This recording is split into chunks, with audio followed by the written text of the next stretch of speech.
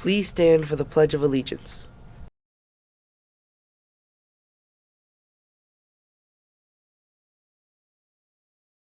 Ready, begin.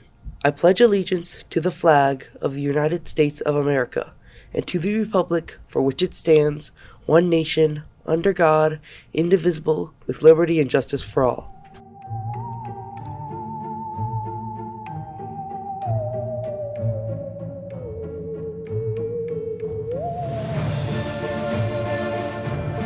Coming up on the HTV News Show, we have information on the wonderful Crocker Belonging Carnival on Sunday, election information in 1 week, and Socktober on Halloween this Thursday.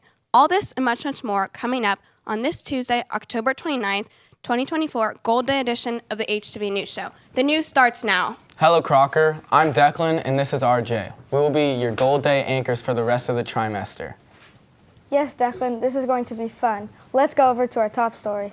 Hey, Crocker. We had a busy week last Friday with the end of the Red Ribbon Week events, and they kept coming with the Crocker Belonging Carnival on Sunday. Miss Slater, the Crocker student body, and leadership students all worked together to bring wonderful events for the community. There were lots of games and fun to be had by all. It was packed with people young and old. Great job. In the news, as you heard yesterday, we will be voting here at Crocker in 1 week next Tuesday.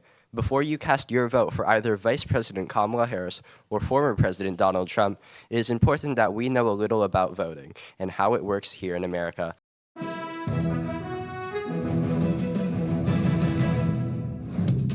Voting in elections is one of the most important things you can do as a citizen. When you vote, you choose someone who can represent you and your interests in the government. You can also vote on issues that are important to you.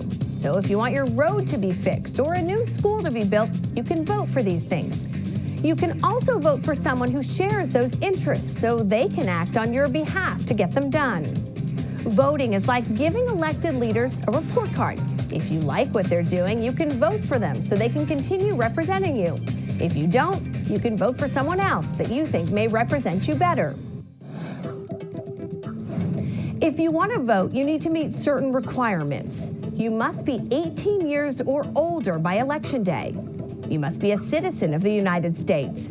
You have to meet the residency requirements of the state where you're voting.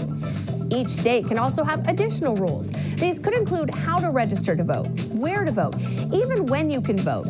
It's a good idea to contact your local election office before voting, since no two states handle elections in the exact same way.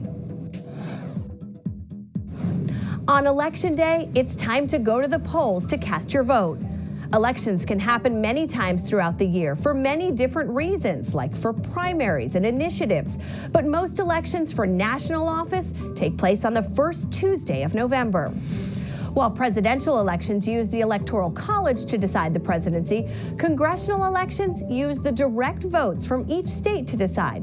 Whoever gets the most votes wins. People often vote at a specific polling place or location, like a school, community center, or library. Some states allow early voting over a period of time, which allows you to mail in your vote or drop it off at a designated location. And if you know you can't make it to the polls on Election Day, you can vote absentee, which means sending in your vote in advance. There still are many ways you can make your voice heard. You can support your favorite candidates by going to rallies, speeches, or demonstrations. Pay attention to issues and policies that affect you and what your elected representatives are doing about them. And if you agree or disagree with them, let them know. When you cast your vote, you have your say, and don't forget to do it in every election. It gives you an opportunity to tell the government what to do and what you believe in.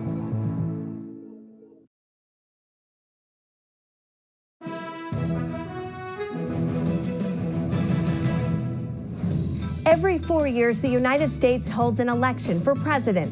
But there are many other elections that can be nearly as important to all of us and affect the way our government operates. The United States Constitution, written in 1787, lays the groundwork for how our government works. It's basically the rule book for our country. It established 3 branches of government: the legislative, the executive, and the judiciary.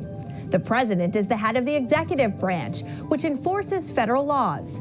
The Supreme Court of the United States is the highest court in the nation and heads the judiciary branch. Its main job is to interpret the Constitution and ensure that every American gets equal justice under the law. That leaves the legislative branch. It's headed by Congress, the country's lawmakers, who write, submit, and vote on laws that govern our country.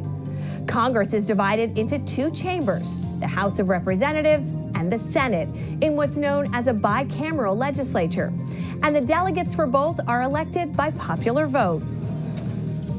The founders of the Constitution believed that creating a bicameral legislature would help individual states and their citizens be represented fairly. The number of representatives in the House are chosen in proportion to a state's population, while every state, no matter what size, gets only 2 senators.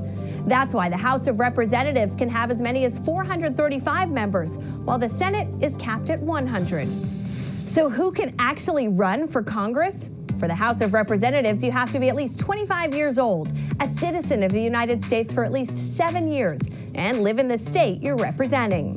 For the Senate, you actually have to be 30 years old and a U.S. citizen for at least 9 years.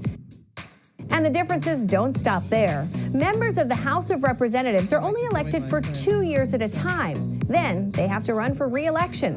But senators are elected for 6-year terms. The Senate is divided into thirds. Every 2 years, a third of the Senate runs for re-election. That brings us to midterm elections, the elections that happen in the middle of a presidential term. They're seen as a pretty big deal for our country. They often swing the representation in Congress from one political party to the other. And unlike the president, who can only serve for 2 terms, there are no term limits for congresspeople, meaning that either a senator or representative can serve as long as they keep getting reelected. The current record holder, that goes to Representative John Dingell Jr. of Michigan, who served more than 59 years. The point of all of this? These people are your elected officials. They help give a voice in government to you. So whether it's for president, senator, or representative, voters have a say about who sits in government, which is what America is all about. Wow, voting is very important, and you will be able to cast your vote in our mock election just 1 week from today in period 3. As we heard earlier, the Crocker Belonging Carnival was a big hit, thanks to all the students who helped Mr. Hager make the Crocker gear that was sold during the carnival. The Crocker Design Shop is up and running and will be creating cool Crocker shirts and hats. These will be sold through the student store, so pick up your gear today. I'm Justin with the birthdays for today. We have 4 special Crocker students who have a birthday today. Wish a happy birthday to those students. May your birthday be filled with scary. Vade, Abigail, Yuka, and Mara. Happy birthday! We mentioned the last cross-country meet yesterday, but failed to mention that Zoe Wooten was 2nd place for the 6th grade girls, but she was not in the picture with the medal winners. Great job, Zoe, and the whole cross-country team. Hi, I'm Evelyn. And I'm Kendall. Welcome back to Take a Trip to Leadership. We have a Spirit Day and class competition this Thursday. The class competition is musical chairs, and make sure to wear your Halloween costume. Thank you if you did the pumpkin carving contest. We will announce the winner on Thursday. I'm Riley with your weather report. Well, it looks like our nice fall weather is taking a hike because we have some cooler temperatures and even some rain in the forecast this week. Today it will be in the mid-60s, but there's an 80% chance of rain on Wednesday night and into Thursday. So it's time to unpack those umbrellas and find that rain jacket. Looks like winter is on its way. Here's what's happening in the library this week.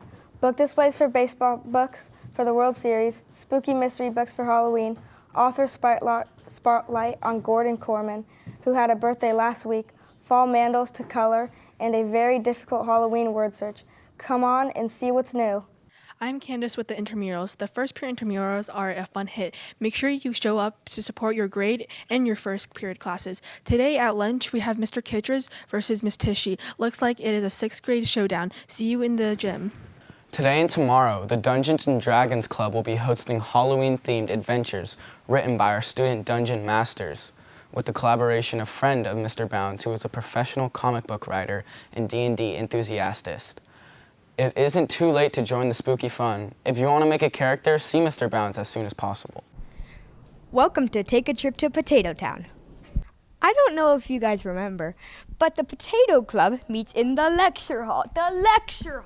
Everyone at Crocker loves potatoes, including this girl right here. You can see she's holding a potato and getting ready to eat. Also, the Potato Club meets in the lecture hall on Thursday. The Potato Club meets in the lecture hall on Thursdays. Everyone loves potatoes, including this one right over here.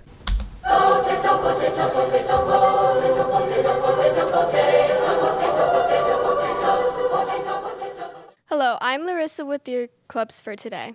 Tabletop Miniature Club will meet today and tomorrow for painting or playing in room 5A. There's a tennis, fantasy football in room 16, the Dress to Impress Club in Miss Kerrigan's room at morning recess, and the math competition club at lunch. Hey Crocker, Halloween is a creepy holiday. Now let's get into some Halloween trivia. Do you know what Halloween candy was originally referred to chicken feed? Candy corn. Would you ever guess that? Why do people carve pumpkins on Halloween? To scare away Jack's wandering soul. And last but not least, what were jack-o'-lanterns made out of before pumpkins? Turnips! Halloween is a really fun holiday and lots of people enjoy it. I hope you enjoy Halloween and do a lot of spooky, scary things this season. Hey Crocker, it's Larissa again with your Tech Tuesday report. Make sure you're checking your email at least one time per day. Keep emails appropriate and do not use email to chat or spam large groups of people. If you're sending out unwanted emails to large groups of people, you will be flagged and there will be consequences. The Gmail app should be used for school-related communications only. Hey students, there is a civic engagement meeting tomorrow on October 30th at first recess in room 3. Also, there is a Socktober event this Thursday. It is on Thursday, October 31st. You should bring a new pair of socks to Miss Slater's office at lunch and get a treat in return. All socks will be donated to Life Moves in San Mateo. This is an all-school service learning event. Well, that was a fun show, RJ. Yes, we will see you guys again on Thursday. Have a fantastic day.